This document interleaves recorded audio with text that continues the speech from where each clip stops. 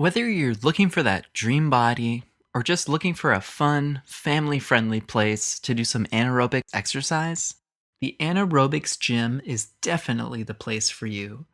And like that fastidious staph infection I got from the machines here, I can't stop coming back. And I know once I'm done showing you the facilities, you'll feel it too. So let's take a look around, shall we?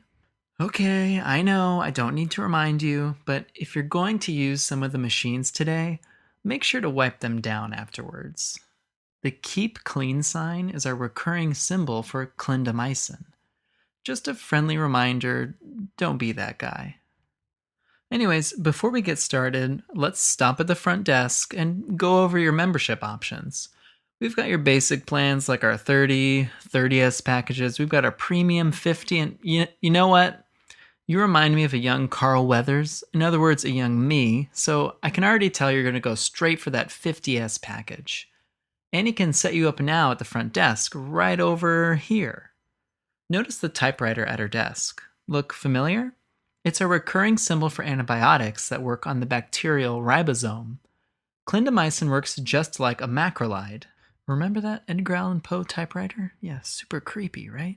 It binds the 50S ribosomal subunit, blocking translocation, thus inhibiting protein synthesis.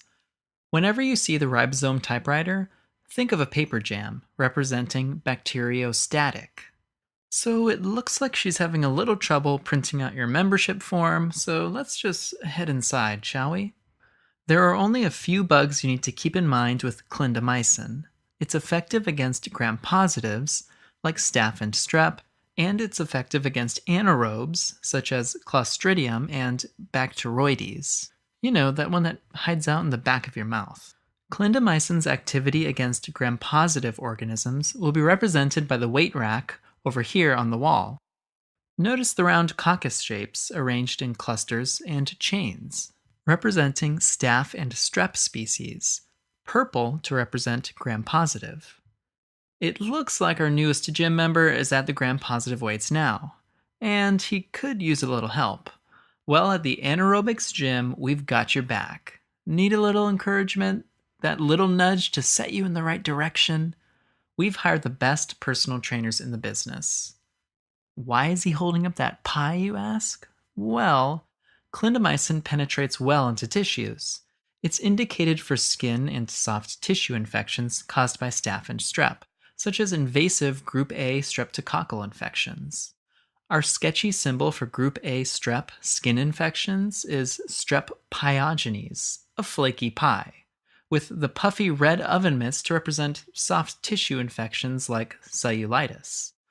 It's an advanced training technique, but here at Anaerobics, we'll stop at nothing to get you motivated. No pain, no pie. Clindamycin is often active against community-acquired strains of methicillin-resistant Staph aureus, or MRSA. And if you take a look at the trainer, he has our gym's other, subtle yet encouraging slogan tattooed across his chest: No Mercy. Whenever you see No Mercy in one of our sketches, it indicates activity against MRSA, along with our recurring Merciless Pharaoh from our Staph aureus sketch. On an exam, always remember the big guns for MRSA first, especially in serious systemic infections.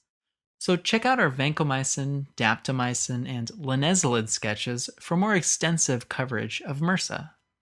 Hang in there, my friend, you got this. That pie, though, so golden and flaky. Anyways, remember our gym specializes in anaerobic exercise, so the rest of the gym will represent clindamycin's anaerobic coverage.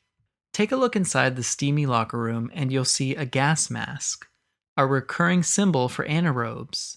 Clindamycin is actively transported into macrophages, so it can achieve excellent penetration into abscesses. Important for you to remember are lung abscesses caused by anaerobes. This will be represented by his tank top, rife with abscess-like holes in the chest. And before you think too much about whether he washes that in between workout sessions or not, I'll remind you of an important cause of lung abscess: aspiration pneumonia. When an exam question points to aspiration pneumonia, Think of causative pathogens such as airway strep species and oral anaerobes. Clindamycin has some coverage against strep, as I mentioned earlier, and it's effective in treating oral anaerobic infections like those caused by Fusobacterium and Bacteroides. Always remember Bacteroides in the back of your mouth. And here we have one of our gym members rehydrating with Bacterade. These oral anaerobes can cause oral infections and can be important pathogens leading to aspiration pneumonia. So he probably shouldn't be drinking that while lying down. Keep aspiration pneumonia in mind when an exam question involves a patient with reduced consciousness, such as in alcoholics or anesthetized patients. Upper GI disorders, like dysphagia or protracted vomiting, or upper GI procedures, such as intubation or NG tube placement. Some students like to remember Clinda for anaerobes above the diaphragm and metronidazole for anaerobes below. This is almost always true on an exam, but in clinical practice, clindamycin has a few important indications for treating infection not involved with oral anaerobes. One bug to keep in mind is Clostridium, and an important Clostridium species to remember is Clostridium perfringens. Trauma such as road rash can introduce some fastidious anaerobes, leading to gas gangrene and myonecrosis.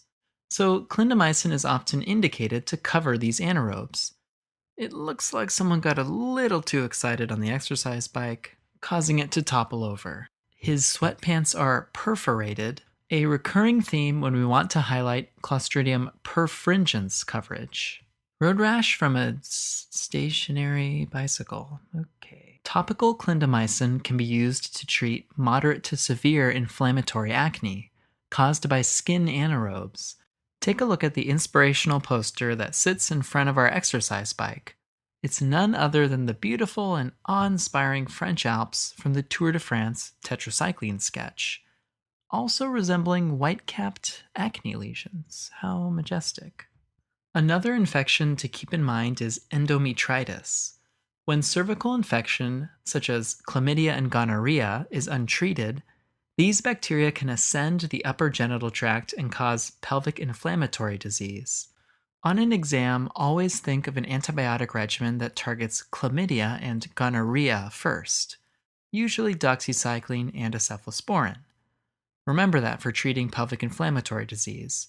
Inflammation of the endometrium, though, can also be associated with retained products of conception following delivery, septic abortion, pelvic abscess, or a foreign body such as an IUD. The female genital tract infections that result are often polymicrobial in nature due to the constituents of the vaginal flora, so antibiotic regimens are often used to cover anaerobes. One such regimen is gentamicin clindamycin. Think of gently cleaning the uterus. See that weight machine next to the Keep Clean sign? It looks kind of uterus-like. This is to remind you of clindamycin's role in treating serious infections of the female genital tract that can be polymicrobial in nature. The gym member using the machine is wearing a judo gi with a couple sai at her belt. This is to remind you of the aminoglycoside, gentamicin, that can be paired with clindamycin to give it broad coverage.